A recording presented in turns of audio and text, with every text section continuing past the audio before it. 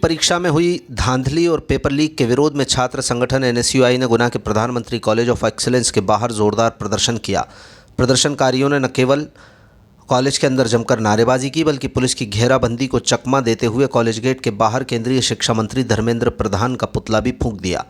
प्रदर्शन के दौरान पीजी कॉलेज और एक्सीलेंस कॉलेज परिसर में भारी पुलिस बल तैनात था। पुलिस प्रदर्शनकारियों को कॉलेज गेट के बाहर रोकने की तैयारी में ही थी कि छात्र संगठन के कार्यकर्ता नारेबाजी करते हुए परिसर के अंदर तक जा पहुंचे। इससे पहले कि पुलिस स्थिति को पूरी तरह संभाल पाती, कार्यकर्ताओं ने दौड़कर गेट के बाहर पुतला जला दिया और केंद्र सरकार के खिलाफ जमकर नारेबाजी की।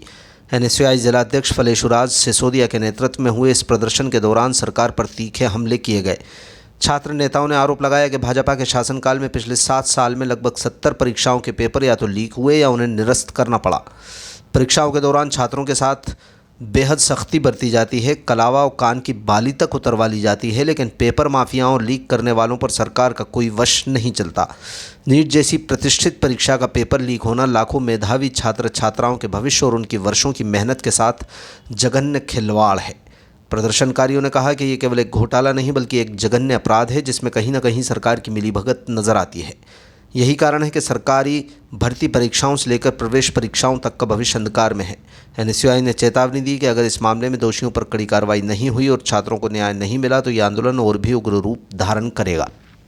आज एनएसयूआई गुना द्वारा जो शिक्षा मंत्री धर्मेंद्र प्रधान जी हैं उनका आज पुतला दहन किया गया।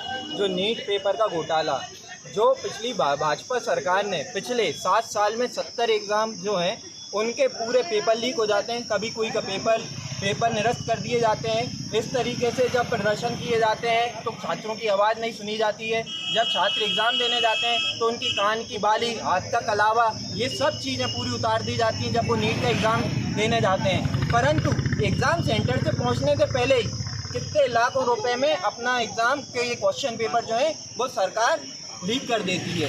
चुनिंदा अपने जो भी उनके नीट के लिए जो इंस्टीट्यूट रहते हैं, जो भाजपा सरकार जिनमें मिली हुई रहती है, जो धर्मेंद्र प्रधान जी जो शिक्षा मंत्री हैं वो मिले हुए रहते हैं, जो बच्चे जो रहते हैं वो सालों की मेहनत करते हैं, दिन और रात एक कर देते हैं, माँ बाप अपना पूरा पैसा लगा देते हैं, किसान अपनी खेती की ज़मीनें गिरवी रख देता है बच्चों को पढ़ाने के लिए। और ये भाजपा सरकार क्या करती है? भाजपा सरकार पेपर लीक करा देती है। पेपर लीक करा देते हैं, कई पेपरों में उनके पेपर ही नहीं होते हैं। बहुत से ऐसे एग्ज़ाम चलते हैं जिनमें एग्ज़ाम के फॉर्म भरे हो जाते हैं परंतु आज तक उनकी वैकेंसी नहीं आती। चाहे आप बिहार में देख लो, वहाँ भी छात्र लटका रहा है। और नीट एग्ज़ाम का तो घोटाला, इतना बड़ा घोटाला हो चुका है कि हर साल बच्चे तैयारी कर रहे हैं और पेपर जो है वो लीक हो जाता है। आज इसी विषय में एनएसयूआई गुना द्वारा पीजी कॉलेज गेट के बाद प्रधानमंत्री कॉलेज ऑफ एक्सीलेंस के बाद गुना एनएसयूआई टीम ने धर्मेंद्र प्रधान जी का पुतला दहन किया और विरोध अपना जताया है।